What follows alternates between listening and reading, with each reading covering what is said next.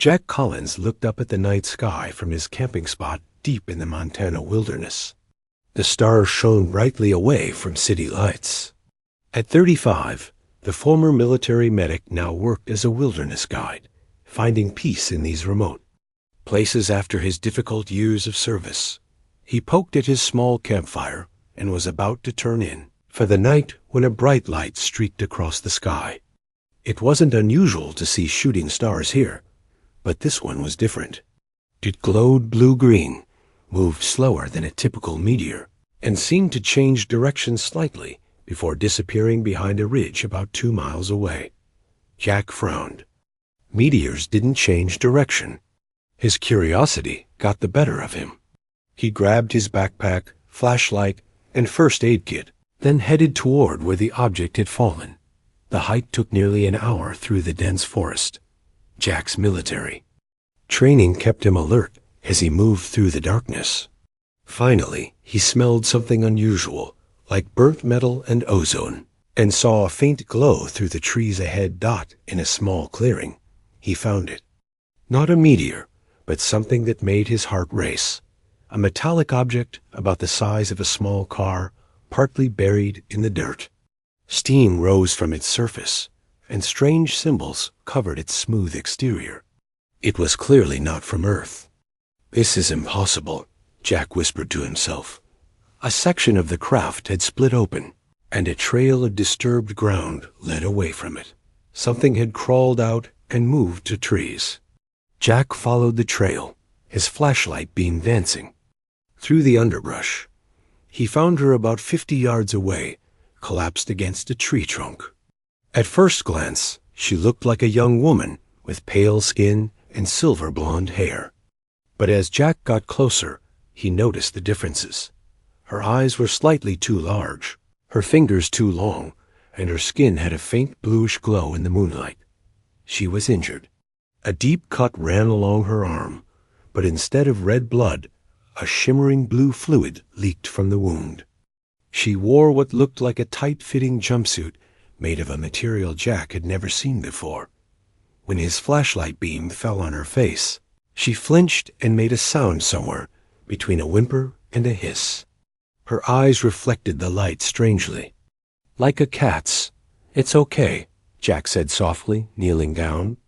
"I won't hurt you." The being watched him warily.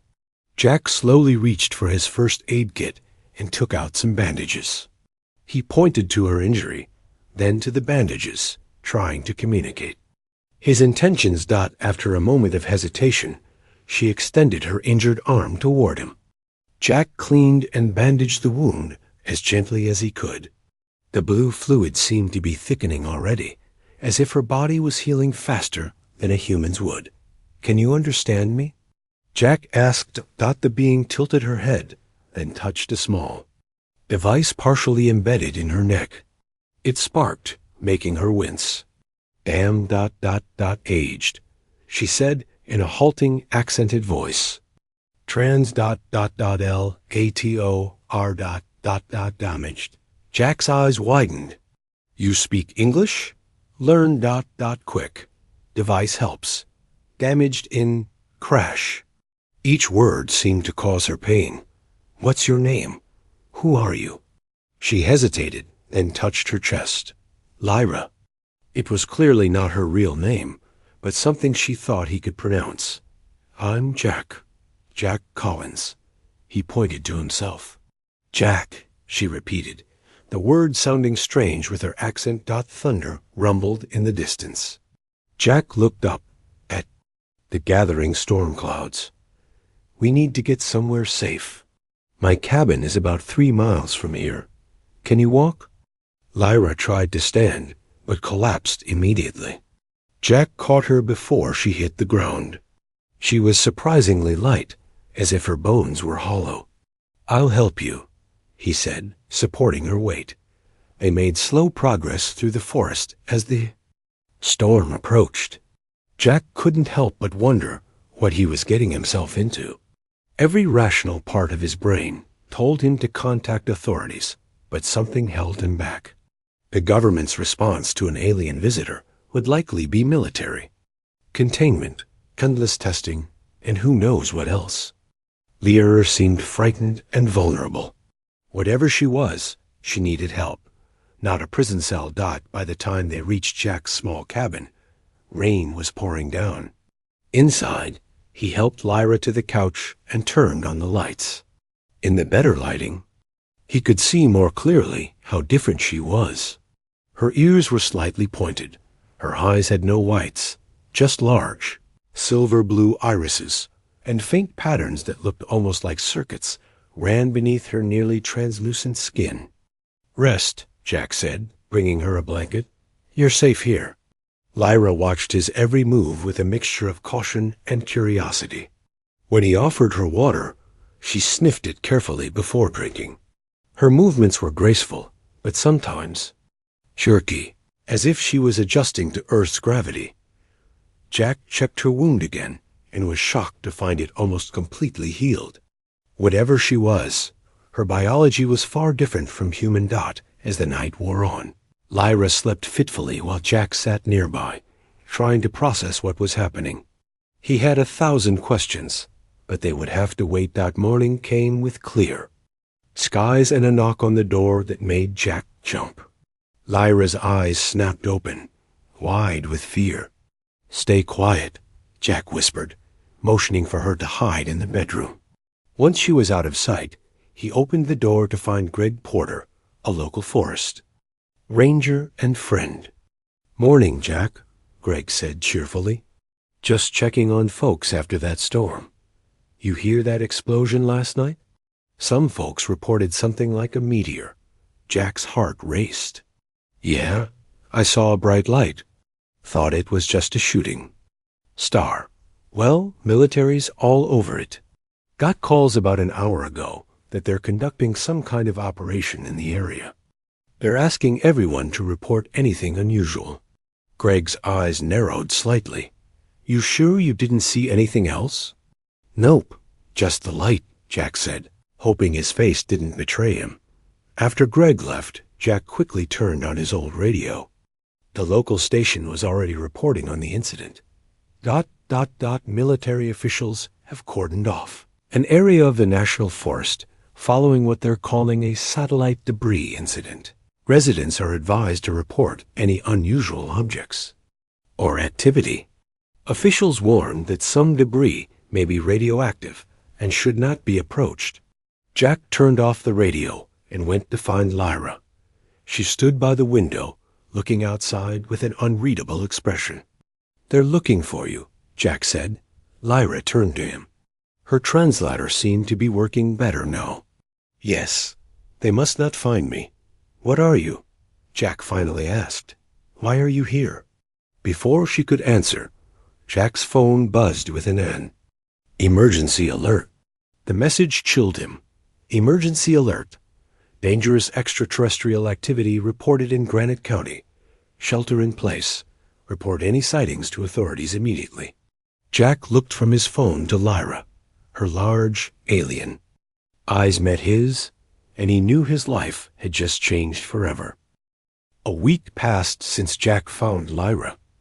The military patrols had increased around the forest, making it impossible to leave the cabin safely. Helicopters flew overhead several times a day, and twice Jack spotted men in hazmat suits searching the area near where the spacecraft had crashed. Jack had covered the windows with blankets and kept the lights to a minimum. They couldn't risk being seen. Each day, he tuned into the local radio station to hear updates. The official story had changed.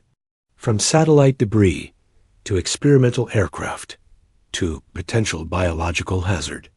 During this time, Lyra's condition improved dramatically. The wound on her arm had completely healed without a scar. Her translator device seemed to repair itself too, and her English got better by the hour.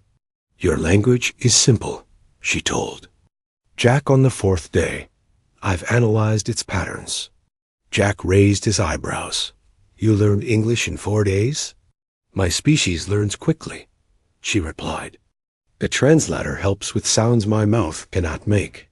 They established a routine. During the day, Jack taught Lyra about human customs and behavior. She watched him cook with fascination and asked endless questions about everything from soap to socks. At night, when the patrols were fewer, they would sit on the porch under the stars, and Jack would tell her about life on Earth. Lyra was a strange mix of incredible intelligence and childlike wonder. She could explain complex mathematical concepts Jack couldn't begin to understand, yet she was amazed by simple things like birds or the taste of maple syrup. "Your planet is beautiful," she said one evening. "So much water, so many different life forms. What's your world like?" Jack asked. Lyra's expression grew distant. "Different, less color. 2 suns, but farther away. Our cities ... double quotes. She paused. "I should not speak of this." Jack noticed she did this often, started to share information, then stopped herself. Whatever mission had brought her to Earth, it clearly involved secrecy. On the 7th day, Jack's satellite phone rang. He rarely used it, but kept it for emergencies. The caller ID showed Allison Murphy, his friend and fellow veteran who lived in the nearest town. "Jack, are you okay?" Allison's voice was worried. "There are all kinds of weird rumors in town. Military everywhere, talking about biological hazards." "I'm fine, Al," Jack said, watching Lyra, who was listening intently. "Just keeping to myself." "Well?" "I'm coming to check on you tomorrow. Don't argue. I've already decided." Before Jack could protest, she hung up. He turned to Lyra with concern. "My friend is coming tomorrow." "She can't know you're here." Lyra nodded. "I will hide." The next morning, Jack heard Allison's truck before he saw it. Lyra quickly retreated to the small cellar beneath the cabin, access through a trapdoor in the floor. Jack had stocked it with water, food, and blankets. Allison arrived with supplies. And news. She was a tall woman with short brown hair and sharp eyes that missed nothing. Jack had served with her in the same medical unit overseas. "This place is crawling with government types," she said, unloading groceries in his kitchen. "They've taken over the motel in town, agents in suits asking questions everywhere." Jack tried to act casual. "What kind of questions?" "If anyone's seen lights in the sky, strange people, unusual animals." She looked at him closely. "You sure you're okay?" "You seem tense." "Just tired," Jack lied. "Haven't been sleeping well with all the helicopter noise." They talked for an hour.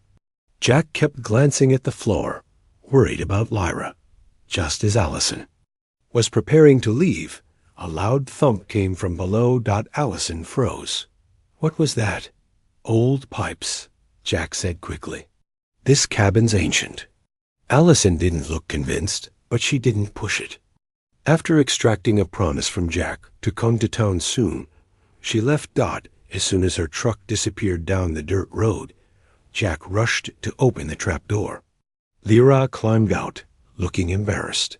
"I am sorry. I dropped a container." Jack sighed with relief. "It's okay." But that was close. That evening, as they ate dinner, Jack noticed Lyra staring at his military photos on the wall. "You were a healer in your military?" she asked. "A medic, yes.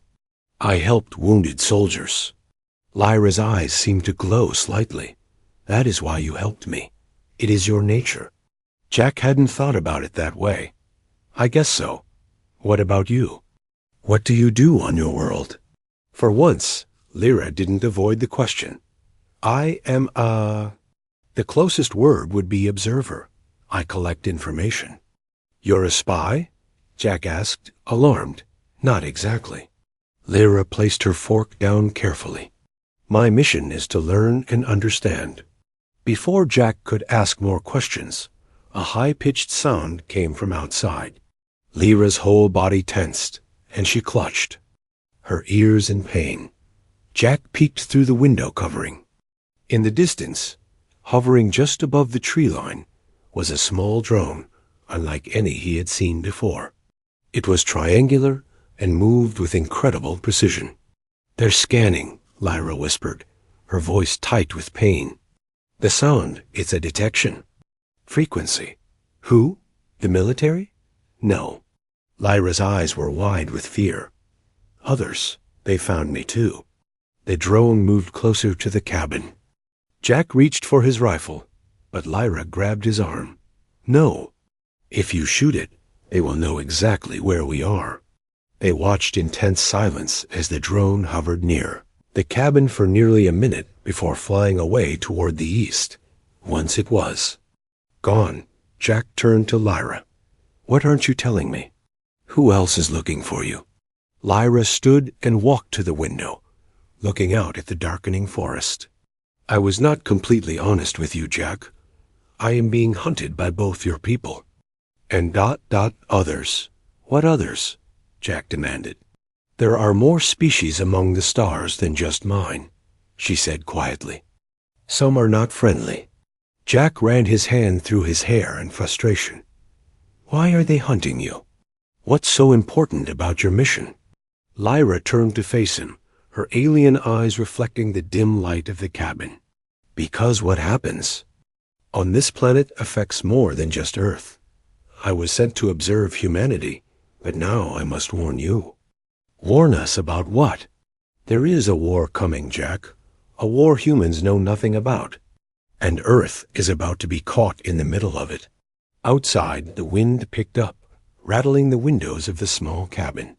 Jack looked at Lyra and realized the simple act of helping an injured alien had pulled him into something far bigger than he could have imagined. And he was beginning to suspect that Lyra wasn't nearly as helpless as she had first appeared. Jack woke to the sound of engines. He looked out the window and saw 3 military vehicles coming up the dirt road toward his cabin. It was just after dawn. Lyra, wake up, he called, rushing to gather essential supplies. They found us. Lyra was already up, her alien eyes wide with alertness. She helped Jack pack food, water, and first aid supplies into 2 backpacks. There's a hunting trail behind the cabin, Jack said. It leads deeper into the mountains. We can lose them there. They slipped out the back door just as the vehicles pulled up in front. Jack led the way into the dense forest, moving as quietly as years of wilderness training had taught him. Lyra followed with surprising grace, making almost no sound despite the fallen leaves and twigs. They hiked uphill for hours, avoiding the main trails. Twice they heard helicopters overhead and had to take cover under thick pine trees. By midday, they reached a ridge that overlooked a deep valley. In the distance, they could see more military vehicles on the forest roads. We need to keep moving, Jack said, wiping sweat from his forehead. There's an old mining cabin about 6 miles from here. We can rest there tonight. As they descended into the valley, the terrain became steeper. Jack carefully picked his way down a rocky slope when suddenly the ground gave way beneath him. He fell, tumbling down the hill toward a 30-foot drop off a cliff edge. His body hit rocks and bush as he slid, unable to stop himself. Just as he reached the edge, something grabbed his wrist with incredible strength. He looked up to see Lyra, her small frame somehow anchored to the hillside, holding him with one hand as if he weighed nothing. With seemingly impossible strength, she pulled him back up to safety. Jack stared at her in shock. No human could have done what she just did. You're stronger than you look, he said, catching his breath. Lyra's expression was serious. I could not let you fall. They found shelter under an overhanging rock as rain began to fall. Jack built a small, smokeless fire, careful to keep it hidden. As they sat warming themselves, he studied Lyra more closely than ever before. You've been lying to me, he said finally. You're not some helpless refugee, are you? Lyra met his gaze steadily. Not entirely, no. Then what are you? Why are you really here? She was quiet for a long moment, then sighed. I am a scout. What your military might call a reconnaissance officer. Jack felt a chill that had nothing to do with the rain. "You're a soldier?" "A commander, actually," she said. "My full rank doesn't translate well to your language." So this was all an act? Playing injured and scared? Jack felt anger rising in his chest. The crash was real. I was injured. But she hesitated. My recovery could have been faster. My confusion less profound. You were studying me, Jack realized. Testing how I would react. Lara nodded slowly. My people, the Valorians, have been observing Earth for a very long time. We needed to understand how humans would respond to our presence on an individual level, unfiltered by governments or military protocols. Jack stood up, pacing the small space. So I was just an experiment. At first, Lyra admitted, but what happened between us was not expected. Your kindness, your willingness to help a stranger. At risk to yourself, these are qualities my people value highly. What do the Valorians want with Earth? Lyra stood as well, her small figure somehow commanding in the firelight. Earth sits at a crossroads of space that makes it strategically valuable. For centuries, it remained isolated, unimportant. That has changed. Because of what? Technology? Partly. Your species advances quickly, but mostly because of the Draxians. The ones who sent that drone? Yes, they are a species that sees all others as resources to be used. They have been infiltrating your world slowly, placing agents in positions of influence. Preparing. Jack's mind raced. Preparing for what? Invasion, Lyra said simply. Not with ships and weapons as your films depict, but through manipulation, turning your nations against each other, weakening you from within. Jack remembered the strange drone, how it had affected Lyra. And your people? What do the Valorians want? Alliance. We believe Earth has potential.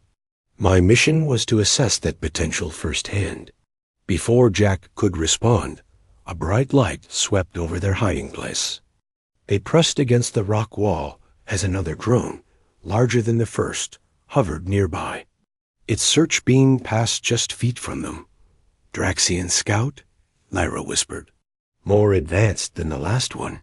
The drone lingered, its engines making a low humming sound. Then suddenly it turned and sped away. It detected something, Lyra said urgently. We need to move, now. They gathered their supplies quickly and continued through the forest. The rain had stopped, but the ground was muddy and treacherous. As night fell, they heard strange sounds in the distance. Not military vehicles or helicopters, but something else entirely. What is that? Jack asked. Draxian ground units, Lyra replied grimly. They move faster than humans. We cannot outrun them. They reached a fast-flowing river, swollen from the rain. The water looked dark and dangerous in the fading light. We have to cross, Jack said. It might mask our scent, or whatever they're using to track us. As they waded into the cold water, Jack heard a sound like branches breaking behind them. He turned to see a figure moving through the trees, tall, thin, and definitely not human. Lyra, he called in warning. She spun around just as the creature burst from the tree line. It was humanoid, but wrong somehow. Too tall, with limbs that bent at odd angles. Its skin was gray and rough like bark, and its eyes glowed yellow in the darkness. Lyra pushed Jack behind her and faced the creature. She called out in a language Jack had never heard before, all sharp consonants and musical tones. The creature responded in the same language, its voice like stones grinding together. What's it saying? Jack whispered. It says I am a traitor to the Galactic Order, Lyra translated. That humans are a plague that should be contained. The creature took a step toward them. Lyra reached into her pocket and pulled out a small device. When she pressed it, a bright blue light erupted, causing the creature to shriek and cover its eyes. Run, Lyra shouted, pulling Jack into the river. They waded across, the current nearly knocking them off their feet. Behind them, more inhuman, shapes appeared at the riverbank, their yellow eyes glowing in the darkness. When they reached the other side, Lyra stumbled, clearly exhausted. Jack helped her up a steep embankment and into the shelter of the trees. "What was that light?" he asked as they ran. "Emergency beacon," Lyra gasped. "It will guide any Valorian ships in the sector to our location." But it also told the Draxians exactly who I am. They reached a small clearing and stopped to catch their breath. Lyra turned to Jack, her alien features solemn in the moonlight. "You have a choice now, Jack Collins. The Draxians want me dead and all humans subjugated. Your military wants me captured, and your people kept ignorant of the wider galaxy. I cannot blame you if you wish to leave me now." Jack looked back toward the river, where the strange creatures were attempting to cross. He thought of his simple life before finding Lyra, and how in just over a week, everything he believed about the universe had changed. "What's the third option?" he asked. "Help me reach my backup communication device. Let me call my people. Together, we might save your world." Jack took a deep breath and nodded. "Then that's what we'll do." Dawn broke with a cold mist rising from the forest floor. Jack and Lyra had traveled through the night, putting as much distance as possible between themselves and the Draxian hunters. They were deep in the mountains now, following game trails and moving steadily northeast. "How much farther to your communication device?" Jack asked, his breath visible in the morning air. "About 20 miles, Lyra replied. "I hid it near a human radio tower to mask its signal." They moved carefully, aware that both human and alien forces were searching for them. Around midday, they reached a ridge overlooking a small town nestled in the valley below. "We need supplies," Jack said, "and I know someone who might help us." Lyra looked uncertain. "More humans means more risk." "We can't do this alone," Jack insisted. "I trust this person with my life." They waited until dark before approaching the town. Jack led them to a small house on the outskirts, with a workshop behind it. He knocked on the back door in a specific pattern. 3 quick taps. Pause. 2 more. The door opened to reveal a man with a graying beard and suspicious eyes. When he saw Jack, his expression changed to surprise. "Jack? What the hell are you doing here? The whole county's looking for you." "I need your help, Peter," Jack said. "Can we come in?" Peter's eyes moved to Lyra, widening slightly at her unusual appearance. But he stepped back and let them enter. Inside, Jack quickly explained their situation, while Peter listened without interruption. He was Jack's former squadmate from their military days, now working as a mechanic in this small town. "So, Peter," said when Jack finished, "you're telling me she's an alien commander. There are evil aliens infiltrating our government, and we're caught in the middle of some space war?" "That's about it," Jack nodded. Peter stared at Lyra for a long moment. "Can you prove any of this?" Lyra held out her hand, palm up. A small sphere of light appeared above it, hovering and changing colors from blue to green to purple. "Manipulation of energy fields," she explained. "A simple demonstration." Peter sat back in his chair. "Well, that's not something humans can do." He got up and paced the room. "Militaries set up checkpoints on all major roads. They're saying you kidnapped a foreign scientist." He looked at Jack. "But that's not all. Strange things have been happening. People in town acting weird, going missing. Government types asking odd questions. Draxian infiltration," Lyra said. "They take human form. How can we tell who's real and who's not?" Jack asked. "The eyes," Lyra replied. "In bright light, Draxian eyes reflect wrong, and they cannot maintain human form while sleeping or injured." Peter rubbed his beard. "I know someone else who might help. My friend Kate. She's a scientist at the research center outside town. Smart as hell and doesn't trust the government much. An hour later, Kate Wilson arrived at Peter's house. She was a woman in her early 40s, with short black hair and sharp, intelligent eyes behind glasses. She stared at Lyra with undisguised fascination. "Remarkable," she said, examining Lyra's translator device. "The integration with your neural system is beyond anything in human technology." "Can you help fix it?" Lyra asked. "It was damaged in my crash." Kate nodded. "I think so. The design is intuitive once you understand the principles." While Kate worked on the translator, Jack and Peter planned their route to the communication device. They would need to avoid checkpoints and patrols, as well as any Draxian hunters. "We'll need transportation," Peter said. "I can get us a truck, but the main roads are watched. What about by water?" Jack suggested, pointing to a river on the map. "It flows near the radio tower, and boat traffic isn't being monitored." They agreed on the plan. Peter would secure a boat while Jack and Lyra rested. They would leave at first light. Kate finished her work on Lyra's translator late that night. "It should function at full capacity now," she said, carefully reattaching it to Lyra's neck. Lyra touched the device, and her eyes widened. "Yes, much better. Thank you, Kate Wilson." With the translator working properly, Lyra shared more details about the interstellar conflict and Earth's position in it. "The Draxians have been placing agents in your governments for decades," she explained. "Their goal is to push Earth towards self-destruction, then claim its resources as strategic position." "And your people?" Kate asked. "What do the Valorians want?" "We seek balance in the galaxy. Earth has potential.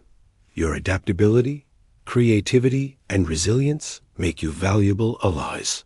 So we're just a strategic resource to both sides," Peter said bitterly. Lyra shook her head. "No, to the Draxians, yes. But my time with Jack has shown me that humans have qualities worth preserving for their own sake." She looked at Jack. "Compassion, courage, curiosity." Jack felt uncomfortable under her gaze. Her deception still bothered him, but he was beginning to understand the impossible situation she faced. Their planning was interrupted by the sound of vehicles outside. Peter peeked through the curtains. "Military," he whispered. "And something else. There's a man with them who doesn't move right." "Draxian," Lyra said. "They're working together." "How is that possible?" Jack asked. "You said the Draxians want to destroy us. The humans working with them don't know what they truly are," Lyra explained. "The Draxians are using your military to find me." They slipped out the back door and into Peter's workshop. He led them through a trapdoor into a root cellar, then through a narrow tunnel that emerged in the woods behind his property. "Old bootleggers." "Root," Peter explained, "from Prohibition days." They moved through the dark forest toward the river, where Peter had hidden a small motorboat. As they reached the water's edge, floodlights suddenly illuminated the area. A military helicopter hovered overhead, its spotlight pinning them in place. A voice boomed from a loudspeaker. "This is General Frank Hayward of the United States Army. You are surrounded. Surrender the foreign asset immediately." Jack looked at Lyra, then at Peter and Kate, who had risked everything to help them. There seemed to be no way out. Then Kate stepped forward, holding up a small device of her own. "I recorded everything," she shouted toward the helicopter. "About the Draxians, the infiltration, all of it. It's already uploading to multiple servers. If anything happens to us, everyone will know." There was a pause, then the helicopters. Side door opened. A man in a military uniform leaned out, his face twisted with anger. "Foolish humans," he said, his voice suddenly inhuman. His eyes glowed yellow in the helicopter's lights. "You have no idea what forces you're dealing with," Kate gasped. "That's not General Hayward. I've met him. this is someone else. Draxian. Commander, Lyra whispered. They've replaced your military leadership. The false general raised his hand, and the soldiers on the ground hesitated, looking confused by his strange behavior. In that moment of confusion, Lyra grabbed Jack's arm. The river, she said urgently. Now! They ran for the boat as gunfire erupted behind them. Peter jumped in first and started the engine while Kate and Jack helped Lyra aboard. Bullets splashed in the water around them as Peter opened the throttle, and the boat shot forward into the darkness of the river. The Draxians have revealed themselves too soon, Lyra said, her voice tight with pain from a bullet graze on her shoulder. It means they're desperate. Jack tended to her wound as the boat sped downriver. What happens when we reach your communication device? I contact my people, Lyra said. But now we must do more than that. We must expose the Draxian infiltration before they can complete their plan. What plan? Kate asked. Lyra's alien eyes reflected the moonlight. They intend to trigger a war between your nations. A final conflict that will leave Earth vulnerable to complete takeover. The boat sped downriver through the night, carrying Jack, Lyra, Peter, and Kate away from their pursuers. By dawn, they had traveled nearly 30 miles. The radio tower Lyra had mentioned came into view on a distant hill. We need to dock soon, Peter said, checking the fuel gauge. We're almost empty. They found a small landing and secured the boat. From there, they hiked through dense forest toward the tower. Jack helped Lyra, whose shoulder wound was still painful despite her rapid healing. Kate followed with a backpack containing tools and supplies, while Peter took the rear, watching for any signs of pursuit. How close are we to your communication device? Jack asked. Very close, Lyra replied. I hid it in a cave near the base of the tower. They reached the hill by midday. The radio tower stood tall against the blue sky, surrounded by a chain-link fence. 2 technicians worked on equipment inside the enclosure, unaware of the group watching from the tree line. The cave is just over there. Lyra pointed to a rocky outcropping about 100 yards from the fence. They circled around, staying hidden in the trees, and reached the cave entrance. It was narrow, barely wide enough for a person to squeeze through. Inside, the passage widened into a small chamber. Lyra moved directly to a pile of rocks in the corner and began removing them one by one. Help me, she said. Together, they cleared away the rocks to reveal a metallic case about the size of a briefcase. Lyra placed her hand on its surface, and it glowed in response to her touch. The case opened, revealing a complex device unlike anything the humans had ever seen. My emergency communicator, Lyra explained. It can send a message to any Valorian ship within 50 light years. She began activating the device, her fingers moving quickly over its controls. Lights flickered across its surface, and a holographic display appeared above it. This will take a few minutes to connect, she said. The signal needs to calibrate. While they waited, Kate examined the technology with fascination. The energy source, what powers it? Something similar to what you would call quantum entanglement, Lyra replied. It draws energy from paired particles in multiple dimensions. Suddenly, Peter, who was watching the cave entrance, hissed a warning. Someone's coming. They fell silent, listening to the sound of footsteps approaching. Jack drew his hunting knife, the only weapon they had. The footsteps stopped just outside the cave. I know you're in there, called a familiar voice. Come. Out slowly. Jack froze. It was Allison Murphy. Allison? He called back cautiously. Jack, is that you? She sounded surprised. I've been tracking you since you left town. How did you find us? I'm a hunter, remember? And you left a pretty clear trail. Now come out. We need to talk. Jack looked at Lyra, who nodded. He stepped toward the entrance. "Just me first," he said to the others, then squeezed through the narrow opening. Outside stood Allison, but something about her seemed wrong. Her posture was too stiff, her expression too blank. "Are you alone?" she asked. "Yes," Jack lied. "What are you doing here, Al?" "Looking for you. The military has questions about your alien friend." She tilted her head unnaturally. "Where is she, Jack?" Jack's instincts screamed danger. This wasn't the Allison he knew. "She's gone," he said. "Went north while I headed east." Allison's eyes flickered, and for a moment they reflected yellow in the sunlight. "You're lying." She lunged forward with inhuman speed. Jack dodged, but she was too fast. Her hands, suddenly stronger than any human's, gripped his throat. "The Draxian plan is already in motion," she hissed, her voice no longer Allison's. "The missiles will launch within hours." As Jack struggled for breath, a blinding blue light erupted from the cave entrance. Lyra emerged, holding her communication device, which now glowed with intense energy. The light struck Allison, or what looked like Allison, and she screamed, her form shifting and twisting. "Draxian infiltrator," Lyra said coldly.